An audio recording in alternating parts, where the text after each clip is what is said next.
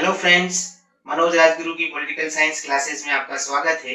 अगर आपको मेरे वीडियो, उनके कंटेंट और उनका प्रेजेंटेशन पसंद आए तो मेरे वीडियोस को लाइक करें, मेरे चैनल को सब्सक्राइब करें और बेल आइकन को दबाएं ताकि आने वाले वीडियोस की नोटिफिकेशन आपको टाइम टाइम पर मिलते रहे और एक ही प्लेटफॉर्म पर आप मेरे सारे वीडियो को एक्सेस कर सकें। Thank you. आज का हमारा टॉपिक है राज्य की कार्यपालिका में, जिन्हें हम वास्तविक कार्यपालिका के रूप में देखते हैं, मंत्रिपरिषद के मुखिया के रूप में मुख्यमंत्री, the head of the council of ministers, chief minister.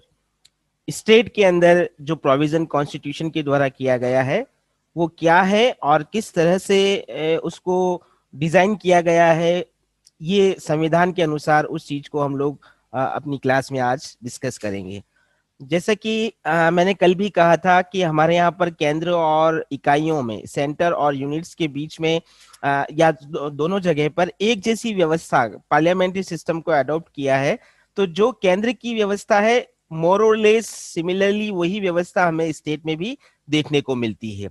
केंद्र में जिस प्रकार की संसदीय शासन व्यवस्था स्थापित की गई है, वैसी संसदीय शासन व्यवस्था के तहत राज्यों में भी कार्यपालिका है और कार्यपालिका में हम दो तरह की कार्यपालिकाओं की बात करते हैं, एक नॉमिनल एग्जीक्यूटिव और दूसरा रियल एग्जीक्यूटिव। जब हम नॉमिनल एग्जीक्यूटिव की बात करते हैं तो हम बता सकते हैं कि राज्यपाल जो है वो राज्य की कार्यपालिका का नाम मात्र प्रधान है और संविधान के द्वारा राज्य की समस्त कार्यपालिका शक्तियां इसी राज्यपाल के पद में निहित की गई है।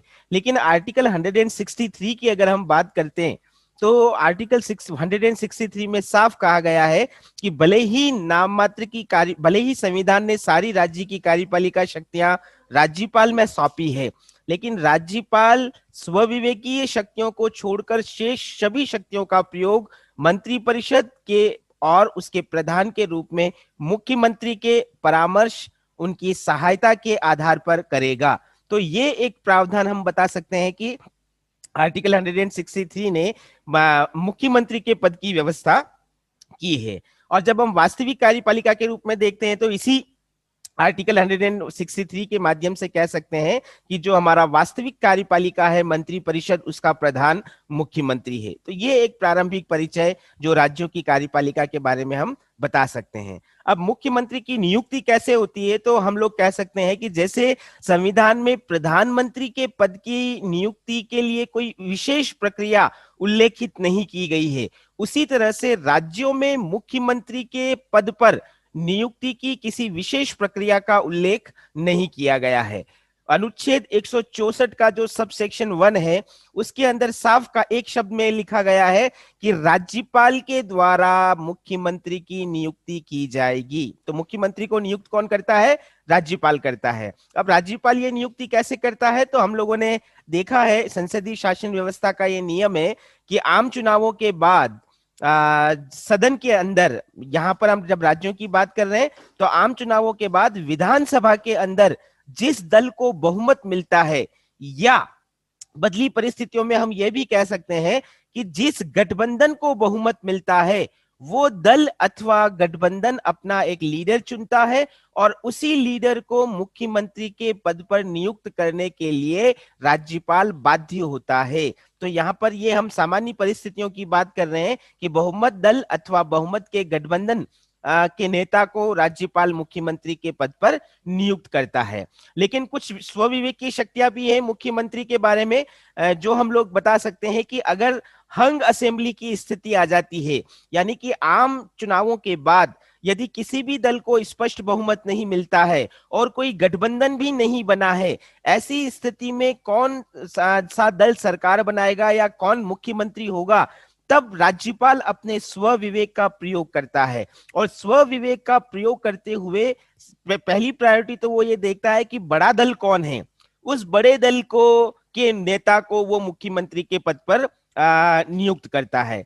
दूसरा, इसमें यह भी कह सकते हैं कि अगर राज्यपाल को ये लगता है कि जो सबसे बड़ा दल है वो स्थायी सरकार नहीं दे सकता, लेकिन उसके बाद कुछ दल हैं जो मिलकर एक स्थायी सरकार दे सकते हैं, तो उनके नेता को भी राज्यपाल जो है वो मुख्यमंत्री के पद पर नियुक्त करता है। ऐसी स्थिति में राज्यपाल नवनियुक्त मुख्यमंत्री को ये निर्देश दे सकता है कि आपको 1 महीने के अंदर अंदर विधानसभा के अंदर अपना विश्वास मत यानी कि बहुमत सिद्ध करना होगा। तो ये विशेष परिस्थिति मुख्यमंत्री के नियुक्ति के बारे में जिसमें राज्यपाल अपने विवेक का प्रयोग करता है। एक और कंडीशन है मुख्यमंत्री की नियुक्ति में जिसमें राज्यपाल के स्व विवेक का प्रयोग किया जाता है, और वो है जो क्लियर सक्सेशन होता है, स्पष्ट उत्तराधिकारी अगर उसकी कमी होती है तो उस कंडीशन में भी राज्यपाल मुख्यमंत्री की नियुक्ति में स्व विवेक का प्रयोग करता है। यहाँ क्लियर सक्सेशन या स्पष्ट उत्तराधिकार का मतलब क्या है कि अगर मुख्यमंत्री किसी कारण से मुख्यमंत्री का पद खाली हो जाए, यानी कि वो खुद रिजाइन दे दे या उनकी डेथ हो जाए, ऐसी स्थिति के अंदर कौन उस दल का नेतृत्व है, अगर ये क्लियर नहीं हो पा रहा है, तब राज्यपाल अपने विवेक से उस दल के किसी व्यक्ति को मुख्यमंत्री के पद पर नियुक्त करता है और उसे सदन के अंदर बहुमत साबित करने का निर्देश प्रदान करता है। तो कहने का मतलब सामान्य परिस्थितियों में मुख्यमंत्री कौन होगा, राज्यपाल वो नियुक्ति के लिए बाध्य है, लेकिन विशेष परिस्थिति में मुख्यमंत्री की नियुक्ति के संबंध में राज्यपाल जो है वो अपने स्व विवेक का प्रयोग कर सकता है। यहाँ पर एक विशेष बात अगर हम और इंगित करें तो हमें दिल्ली हाईकोर्ट का जो 1980 का जजमेंट है उसका हम हवाला यहाँ पर दे सकते हैं, और वो हवाला ये है कि सपोज करो कोई कंडीशन ऐसी आ जाए जनरल इलेक्शन के बाद, आम चुनावों के बाद विधानसभा में अगर किसी दल को स्पष्ट बहुमत नहीं मिले, और लेकिन अगर फिर भी कोई दल या गठबंधन सरकार बनाने का दावा करे, है ना, तो राज्यपाल उस दल अथवा गठबंधन के नेता को ये नहीं कह सकता कि पहले आप बहुमत साबित करो उसके बाद हम आपको मुख्यमंत्री के पद पर नियुक्त करेंगे। कोर्ट का डिसीजन क्या है कि अगर ऐसी स्थिति में कि किसी को भी स्पष्ट बहुमत नहीं मिला है लेकिन उसके बावजूद कोई दल या गठबंधन ये दावा कर रहा है कि हम बहुमत में है और सरकार बना सकते हैं और वो अपना नेता चुनते हैं, तो उस नेता को राज्यपाल अपने मुख्यमंत्री के पद पर नियुक्त कर सकता है, लेकिन तुरंत उसी समय उसे बहुमत साबित करने के लिए नहीं कह सकता है, बल्कि एक टाइम पीरियड राज्यपाल उसको देता है जिस समयावधि के अंदर सदन में उस मुख्यमंत्री को अपना बहुमत साबित करना पड़ता है। तो ये एक डिसीजन कोर्ट का बहुत महत्वपूर्ण है मुख्यमंत्री की नियुक्ति के संदर्भ में। एक और विशेष तथ्य अगर हम डिस्कस करें तो यहाँ पर यह भी कहा जा सकता है कि ऐसा व्यक्ति जो कि आम चुनावों के बाद विधानमंडल का सदस्य नहीं है ना, यानी कि कुछ राज्य हैं जहां पर द्विसदनात्मक व्यवस्थापिका है राज्यों में, यानी कि विधान परिषद भी है और विधानसभा भी है, और शेष राज्यों के अंदर हमारे यहाँ विधानसभा है। अगर जनरल इलेक्शन के बाद कोई भी व्यक्ति विधानमंडल का सदस्य नहीं है, लेकिन अगर उसको भी मेजोरिटी पार्टी या मेजोरिटी वाला कोलिएशन अपना लीडर चुनता है, तो राज्यपाल उसको भी मुख्यमंत्री के पद पर नियुक्त कर सकता है। कंडीशन क्या है कि आने वाले 6 महीने के अंदर अंदर उसे विधानमंडल के किसी भी सदन की सदस्यता को ग्रहण करना पड़ेगा। कुछ एग्जांपल्स हम यहाँ पर ले सकते हैं। हरियाणा के अंदर बंशीलाल को इसी तरह से मुख्यमंत्री बनाया गया, इसी तरह से महाराष्ट्र के अंदर एसबी चौहान को मुख्यमंत्री इसी तरह से बनाया गया, और रिसेंटली अगर हम एग्जांपल देखें तो अभी महाराष्ट्र में शिवसेना के जो मुख्यमंत्री है उद्धव ठाकरे, जब उन्होंने मुख्यमंत्री के पद की शपथ ली थी तब वो किसी भी दल के सदस्य नहीं थे, बाद में उन्होंने विधानमंडल की सदस्यता को ग्रहण किया। तो ये एक और एग्जाम्पल कि अगर कोई व्यक्ति चुनाव जीतने के बाद या मनोनयन के बाद, मतलब अगर किसी ने चुनाव नहीं जीता है या कोई विधानमंडल का सदस्य नहीं है, उसको भी मुख्यमंत्री के पद पर नियुक्त किया जाता है। एक सामान्य परंपरा हम लोग ये कह सकते हैं कि जरूरी नहीं है कि मुख्यमंत्री लोअर हाउस से ही हो, जहां पर द्विसदनात्मक व्यवस्थापिका है, जरूरी नहीं है कि विधानसभा से ही मुख्यमंत्री का चयन किया जाए, विधान परिषद से भी मुख्यमंत्री का चयन या विधान परिषद के सदस्य को भी बहुमत दल या बहुमत वाला गठबंधन अपना नेता चुन सकता है। संविधान ये कहता है कि विधानमंडल का व्यक्ति जो है वो मुख्यमंत्री बन सकता है। तो विधानमंडल के व्यक्ति का मतलब वो विधानसभा का सदस्य भी हो सकता है और विधान परिषद का सदस्य भी हो सकता है। कुछ एग्जांपल्स की अगर हम बात करें तो मद्रास, जो कि अभी तमिलनाडु है, 1952 में वो मद्रास राज्य था। मद्रास राज्य के चीफ मिनिस्टर चक्रवर्ती राजगोपालाचारी को इसी बेस पर विधान परिषद के वो सदस्य थे और उन्हें मुख्यमंत्री बनाया गया। इसी तरह 1952 में ही बॉम्बे के अंदर मोरारजी देसाई विधान परिषद के सदस्य थे और उन्हें मुख्यमंत्री बनाया गया। 1968 के अंदर बिहार के अंदर बीपी मंडल जो विधान परिषद के सदस्य थे उनको मुख्यमंत्री बनाया गया। और रिसेंटली हम कह सकते हैं कि उद्धव ठाकरे भी विधान परिषद के सदस्य हैं, विधानसभा के सदस्य नहीं है। तो कहने का मतलब जरूरी नहीं है कि विधानसभा के व्यक्ति को ही मुख्यमंत्री के पद पर नियुक्ति दी जाए, विधान मंडल में से किसी भी सदन के सदस्य को मुख्यमंत्री के पद पर नियुक्त किया जा सकता है। इनका मुख्यमंत्री की अगर हम बात करें तो उनके रिमूवल का प्रोसेस क्या है, उनकी पद विमुक्ति की प्रक्रिया क्या है।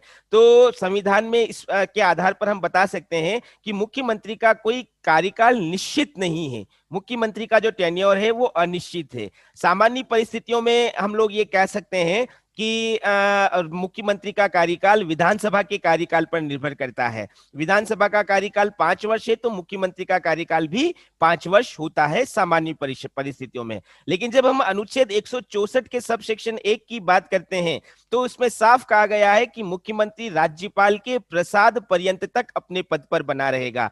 यानी कि अगर राज्यपाल चाहे तो 5 वर्ष के पहले भी मुख्यमंत्री को बर्खास्त कर सकता है। यहाँ बर्खास्त करने का मतलब क्या है कि अगर राज्यपाल को ये लगे कि मुख्यमंत्री के नेतृत्व वाले मंत्रिपरिषद ने अपना बहुमत खो दिया है ना, और तो ऐसी स्थिति में वो मंत्रिपरिषद को बर्खास्त कर सकता है। या अगर विधानसभा के अंदर नो कॉन्फिडेंस मोशन अप्रूव हो गया और उसके बावजूद अगर मंत्रिमंडल अपने पद से इस्तीफा ना दे तो राज्यपाल मुख्यमंत्री को उसकी मंत्रिपरिषद के साथ बर्खास्त कर सकता है। तो इस कंडीशन में हम क्या कह रहे हैं कि समय से पहले भी राज्यपाल जो है वो मुख्यमंत्री को उसके पद से हटा सकता है।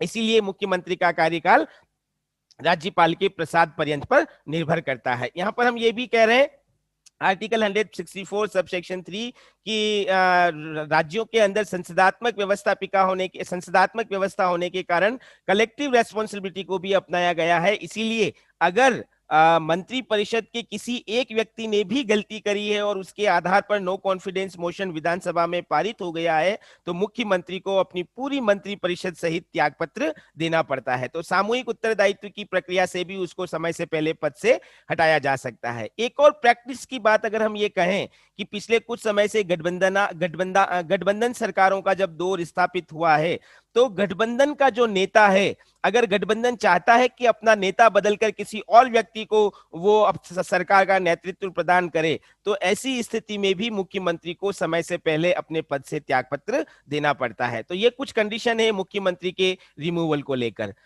मुख्यमंत्री बनने की योग्यता क्या होनी चाहिए, तो इसके लिए 2 मुख्य बातें हम बता सकते हैं। पहली मुख्य बात, संविधान में कहीं पर भी मुख्यमंत्री के पद की योग्यताओं का उल्लेख नहीं किया गया है। जैसे हम लोग कहते हैं कि राष्ट्रपति के बारे में या राज्यपाल के बारे में सर्टेन क्वालिफिकेशंस या एलिजिबिलिटी तय की गई है, वैसी कोई भी एलिजिबिलिटी मुख्यमंत्री के बारे में संविधान तय नहीं करता है। केवल एक बात संविधान के अंदर यह कहा गया है कि मंत्री जो भी होंगे राज्य के अंदर, मंत्री परिषद के सदस्य, उनका विधान मंडल का सदस्य होना जरूरी है। मुख्यमंत्री भी एक मंत्री है ना, वो सभी मंत्रियों में फर्स्ट है, समकक्षों में पहला स्थान है। मुख्यमंत्री जो है वो भी मंत्री परिषद का एक पार्ट है। इसीलिए हम ये कह सकते हैं कि मुख्यमंत्री के लिए भी ये योग्यता है कि उसके लिए विधान मंडल के किसी भी सदन का सदस्य होना आवश्यक है। जरूरी नहीं है कि वो विधानसभा का ही मेंबर हो, वो विधान परिषद का भी मेंबर हो सकता है। इसके अलावा और कोई योग्यता डायरेक्ट या इनडायरेक्ट संविधान के अंदर मुख्यमंत्री पद के लिए उल्लेखित नहीं की गई है। जब मुख्यमंत्री के पद पर किसी व्यक्ति को नियुक्त कर दिया जाता है तो उसे उसके पद की शपथ दिलाई जाती है। मुख्यमंत्री, पर्टिकुलर मुख्यमंत्री पद की क्या शपथ होगी, इसका उल्लेख भी संविधान के अंदर नहीं किया गया है। संविधान के अंदर मंत्रियों को क्या शपथ दिलाई जाएगी, राज्य के मंत्री परिषद के सदस्य को क्या शपथ दिलाई जाएगी, उस बात का उल्लेख है। और जैसे अभी हमने कहा राज्यपाल मुख्यमंत्री भी एक मंत्री ही है, वो सभी मंत्रियों में प्रथम है। इसीलिए मंत्री परिषद के सामान्य मंत्रियों को जो शपथ दिलाई जाती है वही शपथ मुख्यमंत्री को भी दिलाई जाती है और वो शपथ दिलाने का काम राज्यपाल के द्वारा किया जाता है। तो इन शॉर्ट हम ये कह सकते हैं कि राज्यपाल मुख्यमंत्री को उसके पद के दायित्व निभाने की और उसके पद की गोपनीयता की शपथ दिलाता है। ये शपथ के बारे में मुख्यमंत्री का प्रावधान हम बता सकते हैं। अब मुख्यमंत्री के प्रमुख कार्य और शक्तियां क्या है, यदि हम उसकी चर्चा करें तो सबसे पहला हम बता सकते हैं मुख्यमंत्री की मंत्री परिषद यानी कि जो काउंसिल ऑफ मिनिस्टर्स हैं उससे जुड़े हुए कुछ महत्वपूर्ण फंक्शंस और पावर्स मुख्यमंत्री यूज में लेता है। कौन कौन से पावर्स हैं? पहली बात, मुख्यमंत्री जो है वो मंत्री परिषद के सदस्यों यानी कि मंत्रियों की नियुक्ति करता है। अलग जितने भी तरह के मंत्री होते हैं, कैबिनेट मंत्री, राज्य मंत्री और उप मंत्री, उन मंत्रियों को मुख्यमंत्री के द्वारा रिकमेंड किया जाता है। नियुक्त का काम कौन कर रहा है? राज्यपाल कर रहा है, लेकिन राज्यपाल उन्हीं व्यक्तियों को मंत्रियों के पद पर नियुक्त करेगा जिन नामों का रिकमेंडेशन मुख्यमंत्री के द्वारा किया जाता है। दूसरी बात, मुख्यमंत्री मंत्री परिषद के अंदर मंत्रियों के चयन करते वक्त कुछ प्रैक्टिकल बातों का ध्यान रखता है। जैसे अगर हम राजस्थान की बात करें तो राजस्थान में अगर मुख्यमंत्री अशोक गहलोत को अपना मंत्री परिषद बनाना है तो वो ये देखेगा कि राजस्थान के सभी क्षेत्रों का, राजस्थान में रहने वाली सभी जातियों का, धर्मों का, वर्गों का, सभी का प्रतिनिधित्व मंत्री परिषद में मिले और उसके निर्वाचित नवनिर्वाचित सदस्यों में इन सभी लोगों को जो कि अलग अलग कैटेगरी से आए हैं उनको वो प्रैक्टिस के अंदर रिप्रेजेंटेशन देकर मंत्री परिषद का निर्माण करवाने में अपना योगदान देता है। तो पहली बात, मंत्रियों की नियुक्ति जो है उसमें महत्वपूर्ण भूमिका है मुख्यमंत्री की।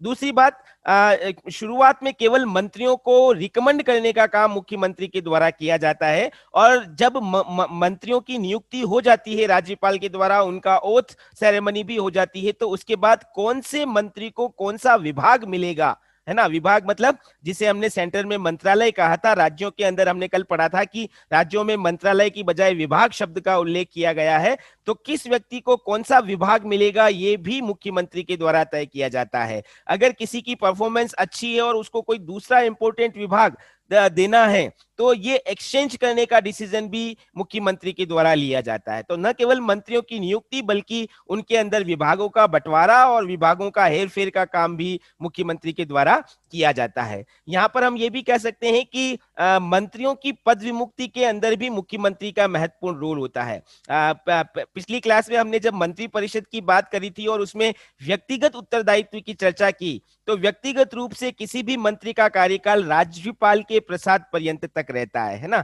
लेकिन वहां भी हमने क्या देखा कि राज्यपाल उसमें अपने स्वविवेक का प्रयोग नहीं करता है। मुख्यमंत्री को अगर ये लगता है कि किसी मंत्री की परफॉर्मेंस सही नहीं है या कोई मंत्री जो है वो काउंसिल ऑफ मिनिस्टर्स के साथ कोऑर्डिनेट नहीं कर पा रहा है ना, या किसी मंत्री के अगेंस्ट कोई चार्जेस लग गए हैं, तो अलग अलग कंडीशन में मुख्यमंत्री ये अपने इस पावर को यूज ले सकता है कि वो संबंधित मंत्री से त्यागपत्र के लिए कह सकता है और उस त्यागपत्र के बाद उस मंत्री का उस व्यक्ति का उस मंत्री पद से कोई लेना देना नहीं रह पाता है। तो मंत्रियों की नियुक्ति के साथ साथ मंत्रियों की पद विमुक्ति के संबंध में भी मुख्यमंत्री को विशेष अधिकार प्राप्त है। हम लोग ये भी कह सकते हैं कि मुख्यमंत्री जो है वो राज्य मंत्री परिषद का मुखिया होता है और इसीलिए मंत्री परिषद और उस कैबिनेट दोनों की जब भी बैठकें होती हैं तो उसकी अध्यक्षता मुख्यमंत्री के द्वारा की जाती है। क्या एजेंडा होगा, क्या निर्णय लिए जाने होंगे, वो सब कुछ मुख्यमंत्री के द्वारा तय किए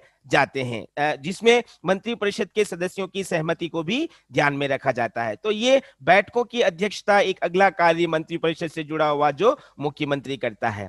मंत्री परिषद के अंदर अलग अलग तरह के मंत्री होते हैं जो अलग अलग विभागों से जुड़े होते हैं और शासन को चलाने के लिए इन सभी विभागों के बीच में कोऑर्डिनेशन, कोऑपरेशन जरूरी होता है, एक प्रकार से बैलेंस करना जरूरी होता है। तो अलग अलग डिपार्टमेंट्स के बीच में ये कोऑर्डिनेशन या कोऑपरेशन या बैलेंस लाने का काम चीफ मिनिस्टर्स के द्वारा किए जाते हैं। मुख्यमंत्री का यह दायित्व होता है कि वो अपने सरकार का सुचारू रूप से संचालन करे और इसके लिए अलग अलग जितने भी डिपार्टमेंट्स हैं उनके बीच में वो कोऑर्डिनेट करने का काम करे और सारे निर्णय जो हैं मंत्री परिषद के वो इसी कोऑर्डिनेशन के बाद मुख्यमंत्री के द्वारा लिए जाते हैं। तो ये एक और काम जो राज्य में मुख्यमंत्री के द्वारा किया जाता है। एक और बात हम यहाँ पर बता सकते हैं कि मुख्यमंत्री के अस्तित्व पर पूरे मंत्री परिषद का अस्तित्व निर्भर करता है। अगर किसी कारणवश मुख्यमंत्री अपना त्यागपत्र दे देता है ना, तो ऐसी स्थिति में पूरे के पूरे मंत्री परिषद को अपने पद से त्यागपत्र देना पड़ता है। क्यों देना पड़ता है? क्योंकि वो मंत्री नियुक्त मुख्यमंत्री के द्वारा किए जाते हैं और जब हेड ही नहीं रहता है तो उसके जितने भी फॉलोअर्स हैं उन फॉलोअर्स को भी अपने पद पे रहने का राइट्स नहीं रहता है। तो ये मंत्री परिषद से जुड़े हुए कुछ प्रावधान है जो हम लोग मुख्यमंत्री की शक्तियों और उसके कार्य के बारे में बता सकते हैं। इसी तरह से जैसे हमने कहा कि राज्यपाल जो है वो कार्यपालिका का प्रधान है, लेकिन वो नाम मात्र का मुखिया है। वास्तविक मुखिया कौन है? मुख्यमंत्री है। तो राज्यपाल से जुड़े हुए कौन कौन से काम जो है वो मुख्यमंत्री के द्वारा संपादित किए जाते हैं? आर्टिकल 163 में एक बात स्पष्ट कही गई है कि राज्यपाल मंत्री परिषद की सलाह और सहायता के माध्यम से काम करेगा। लेकिन मंत्री परिषद का भी हेड कौन है? मुख्यमंत्री। तो हम मेजरली ये कह सकते हैं कि राज्यपाल जो है वो मुख्यमंत्री की सलाह और उसकी सहायता से काम करने के लिए बाध्य है उन विषयों पर जिन पर राज्यपाल स्वविवेक का प्रयोग नहीं करता है। आर्टिकल 167 के सब सेक्शन 1 की अगर बात करें तो इसमें साफ कहा गया है कि राज्यपाल को मंत्री परिषद के द्वारा जो भी एडमिनिस्ट्रेटिव फंक्शन किए जा रहे हैं या मंत्री परिषद के माध्यम से जो भी लेजिस्लेटिव डिसीजंस लिए जा रहे हैं, राज्यपाल को उन सब के बारे में सूचनाएं देने का काम मुख्यमंत्री के माध्यम से किया जाएगा। तो ये मुख्यमंत्री की रेस्पॉन्सिबिलिटी है कि वो राज्यपाल को एडमिनिस्ट्रेटिव और लेजिस्लेटिव डिसीजंस और फंक्शन से समय समय पर अवगत कराए या इन्फॉर्म करें। इसी तरह से जब आर्टिकल 167 की बात करें तो इसमें एक और बात कही गई है कि अगर काउंसिल ऑफ मिनिस्टर्स में से किसी मिनिस्टर ने कोई निर्णय इंडिविजुअली ले लिया है और उस पर मंत्री परिषद ने कोई अपना कलेक्टिव डिसीजन नहीं दिया है, केवल किसी एक मिनिस्टर ने कोई डिसीजन ले लिया है, तो राज्यपाल मुख्यमंत्री को यह कह सकता है कि आप अब इस डिसीजन को पूरे काउंसिल ऑफ मिनिस्टर्स से अप्रूव करवाएं। तो ये मुख्यमंत्री की रेस्पॉन्सिबिलिटी बन जाती है कि ऐसे डिसीजन जो किसी एक मिनिस्टर्स के द्वारा लिए गए हैं, किसी पर्टिकुलर मिनिस्टर के द्वारा लिए गए हैं, उन्हें काउंसिल ऑफ मिनिस्टर्स से अप्रूव करवाए। तो ये राज्यपाल के डायरेक्शंस पर ये काम मुख्यमंत्री के द्वारा किए जाते हैं। इसी तरह से राज्यपाल जो है वो कुछ महत्वपूर्ण पदों पर नियुक्तियां करता है, लेकिन हमें ये पता है कि राज्यपाल की नियुक्ति की ये शक्ति भी केवल औपचारिक है। राज्यपाल उन्हीं व्यक्तियों को नियुक्त करता है जिसकी रिकमेंडेशन काउंसिल ऑफ मिनिस्टर्स या मुख्यमंत्री के माध्यम से की जाती है।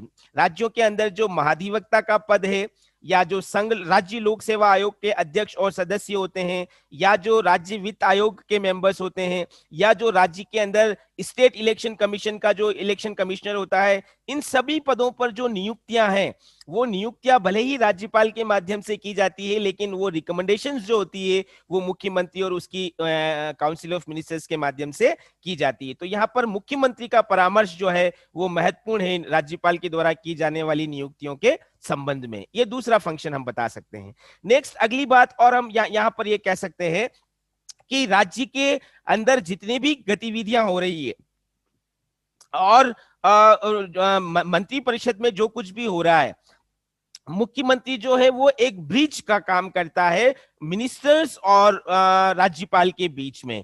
और जितनी भी ऑफिशियल टॉक्स होती है वो ऑफिशियल टॉक्स मुख्यमंत्री के माध्यम से होती है, और अगर राज्यपाल को कोई सूचना मंगानी भी होती है किसी मंत्री से तो वो मुख्यमंत्री के माध्यम से ही मंगा सकता है। मुख्यमंत्री की मंजूरी पर ही कोई ऑफिशियल टॉक मंत्री के द्वारा राज्यपाल के द्वारा की जा सकती है।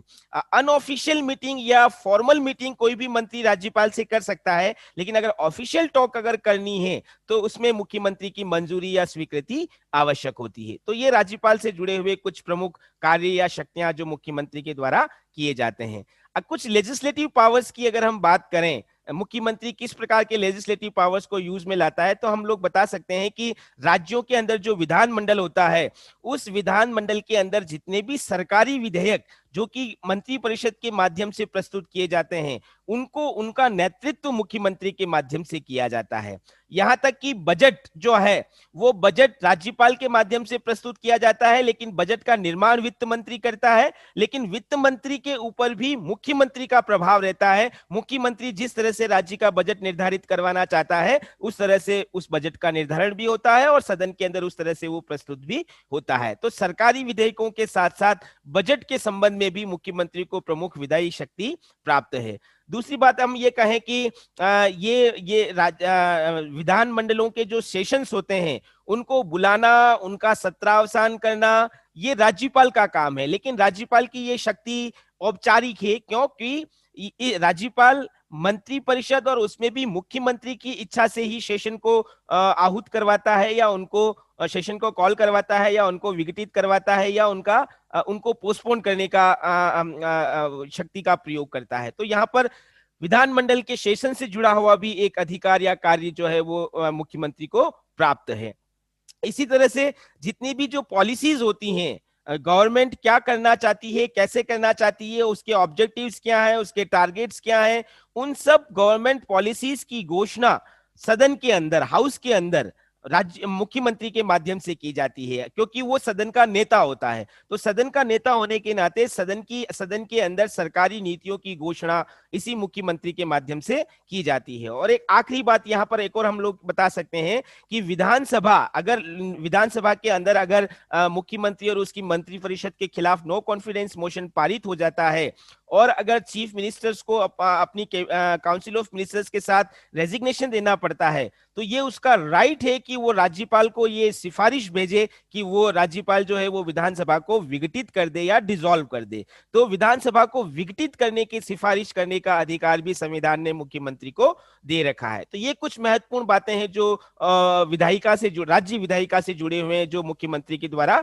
प्रयोग में लाए जाते हैं। इसी तरह से अगर प्रैक्टिस के अंदर हम बात करें तो प्रैक्टिस में ये मुख्यमंत्री का दायित्व है कि राज्य के अंदर जितनी भी अपोजिशन पार्टी है, उन अपोजिशन पार्टीज को वो अपनी पॉलिसीज को लेकर, अपनी स्ट्रेटजीज को लेकर, स्टेट के डेवलपमेंट को लेकर उनसे कोऑपरेट करे, उनका सपोर्ट ले, और अगर कहीं पर कोई गतिरोध उत्पन्न हो रहा है, कुछ हर्डल्स आ रही हैं, तो कैसे उनके बीच उन हर्डल्स को दूर किया जाए, ये कोऑर्डिनेट करने का काम भी मुख्यमंत्री के द्वारा प्रैक्टिस के अंदर किया जाता है। तो ये एक और काम हम यहाँ पर बता सकते हैं।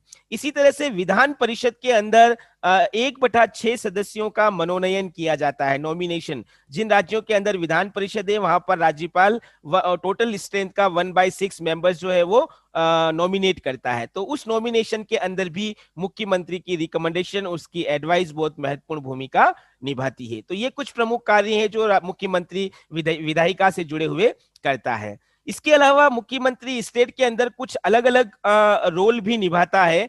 जैसे राज्य के अंदर एक प्लानिंग बोर्ड होता है ना, जो फ्यूचर की प्लानिंग करता है। तो उस प्लानिंग बोर्ड का जो अध्यक्ष होता है वो मुख्यमंत्री होता है। ये एक तरह से हम कह सकते हैं कि ये एक्स ऑफिशियो पोस्ट है, यानी कि जिस समय जो व्यक्ति मुख्यमंत्री होगा, मुख्यमंत्री होने के नाते वो उसी समय राज्य का योजना बोर्ड का अध्यक्ष भी होता है।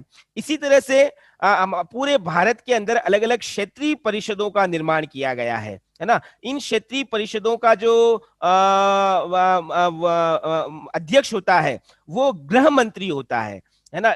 मैं एग्जांपल के तौर पर बता देता हूं, जैसे कि नॉर्थ ईस्ट के कुछ स्टेट्स को मिलाकर एक रीजनल काउंसिल बना दी, साउथ के कुछ स्टेट्स को मिलाकर एक रीजनल काउंसिल बना दी, या वेस्ट के कुछ स्टेट्स को मिलाकर एक रीजनल काउंसिल बना दी। और इन रीजनल काउंसिल का काम क्या है? मुख्यतः रीजनल इश्यूज के ऊपर अपने कैसे उनकी जो प्रॉब्लम्स है उनको मीट आउट करना है, या कैसे उनके लिए डेवलपमेंट के लिए कुछ स्ट्रेटेजीज बनाई जा सकती है। तो ये कुछ रीजनल काउंसिल्स होती हैं जिसका चेयरमैन जो होता है वो होम मिनिस्टर होता है, लेकिन इन रीजनल काउंसिल का जो वाइस चेयरमैन होता है वो मुख्यमंत्री होता है। ये रोटेशन से चलता है। रोटेशन का मतलब जैसे राजस्थान का जो मुख्यमंत्री है वो 1 साल के लिए अपनी रीजनल काउंसिल का वाइस चेयरमैन है ना, और उसके बाद उस काउंसिल के अंदर जो दूसरा चीफ मिनिस्टर है वो अगले 1 साल के लिए बनेगा, उसके बाद तीसरा। तो रोटेशन से ये प्रक्रिया चलती रहती है, लेकिन फिर भी हम लोग क्या कह सकते हैं कि मुख्यमंत्री जो है वो क्षेत्रीय परिषदों के अंदर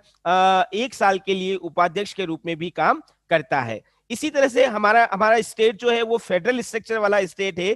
फेडरल स्ट्रक्चर वाले स्टेट में सेंटर के साथ साथ स्टेट्स जो कि यूनिट्स है उनके बीच में कोऑर्डिनेट करना बहुत महत्वपूर्ण काम है। सेंटर के द्वारा ये इनिशिएट लिया जाता है। तो हमारे यहाँ पर कुछ काउंसिल है, जैसे इंटर स्टेट काउंसिल, जैसे नेशनल डेवलपमेंट काउंसिल। इन काउंसिल्स का जो चेयरपर्सन होता है वो है प्राइम मिनिस्टर। लेकिन इन काउंसिल्स के अंदर, चाहे वो इंटर स्टेट काउंसिल हो, चाहे वो नेशनल डेवलपमेंट काउंसिल हो, उसके अंदर हर स्टेट का चीफ मिनिस्टर जो है वो एक मेंबर होता है। तो मुख्यमंत्री अंतरराज्यीय परिषद और राष्ट्रीय विकास परिषद का एक महत्वपूर्ण सदस्य होता है, और उसी के अनुरूप वो राज्यों के संदर्भ में अपना पक्ष रखता है, और संघात्मक ढांचे को किस तरह से राज्यों के साथ कोऑर्डिनेट करके चलाया जाए उसमें अपनी महत्वपूर्ण भूमिका निभाता है।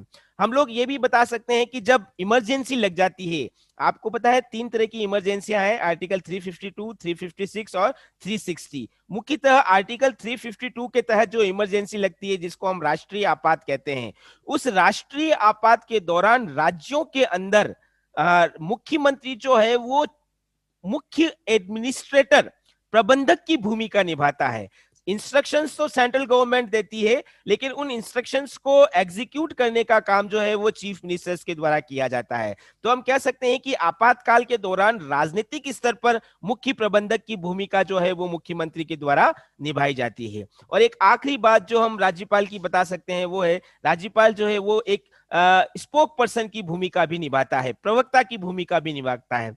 स्पोक पर्सन का काम क्या है कि राज्य के अंदर क्या हो रहा है ना, पब्लिक डोमेन के अंदर या अलग अलग फोरम्स के अंदर, चाहे वो सेंट्रल गवर्नमेंट का कोई फोरम हो, चाहे वो सेंटर लेवल पर पब्लिक डोमेन में लाना हो या स्टेट लेवल पर पब्लिक डोमेन में लाना हो, गवर्नमेंट की पॉलिसीज को, गवर्नमेंट की स्ट्रेटजीज को जो व्यक्ति सबके सामने रखेगा वो मुख्यमंत्री है। तो हम कह सकते हैं कि मुख्यमंत्री ये काम अपने किसी प्रतिनिधि के माध्यम से भी कर सकता है, लेकिन ऑफिशियली अगर हम देखें तो ये चीफ स्पोक पर्सन का जो काम है वो मुख्यमंत्री के द्वारा किया जाता है। तो विभिन्न रूपों में कुछ अलग से फंक्शंस और अलग से स्टेटस है मुख्यमंत्री का, जिसको हम यहाँ पर बता सकते हैं।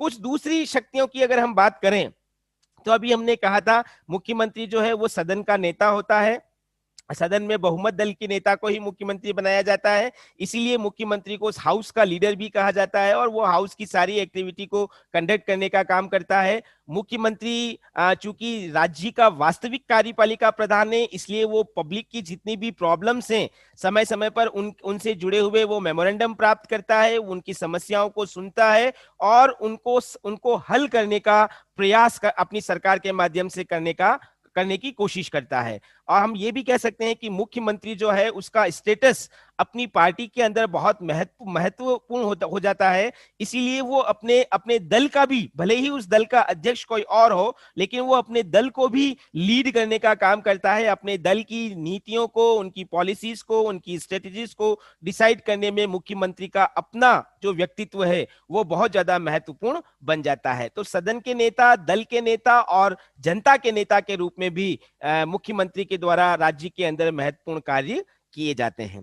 अब जैसे मैंने कल कहा था कि मंत्री परिषद, जो हमने कल पढ़ा था, मंत्री परिषद का कार्य है राज्यपाल को परामर्श देना और राज्यपाल को असिस्ट करना, और उस मंत्री परिषद का जो हेड है वो है मुख्यमंत्री। इसीलिए हम इन दोनों बातों को क्लब करके यहाँ पर देखने जा रहे हैं कि मंत्री परिषद क्या काम करती है और उसमें मुख्यमंत्री किस प्रकार से अपना इन्वॉल्वमेंट रखता है। राज्य के अंदर राज्य सूची के स्टेट लिस्ट जो भी है, हर राज्य के अंदर स्टेट लिस्ट के विषयों के ऊपर पॉलिसीज किस प्रकार से फ्रेम करनी है, ये पॉलिसी फ्रेम करने का एक महत्वपूर्ण काम मंत्री परिषद के द्वारा किया जाता है। इन फ्यूचर किन विषयों पर, स्टेट लिस्ट के किन विषयों पर किस प्रकार से हम लोग मतलब स्टेट की गवर्नमेंट काम करेगी, ये काम मंत्री परिषद के द्वारा तय किया जाता है। हालांकि उसके लिए उसको स्टेट के जो विधानमंडल है उसकी स्वीकृति आवश्यक होती है, लेकिन पॉलिसीज डिसाइड करने का काम मंत्री परिषद और उसमें मुख्य रूप से मुख्यमंत्री की जो लीडरशिप होती है उसका महत्वपूर्ण रोल होता है। मंत्री परिषद का एक दूसरा काम होता है कोऑर्डिनेट करने का काम, समन्वय करने का काम, और उसमें मुख्यमंत्री का एक महत्वपूर्ण रोल होता है।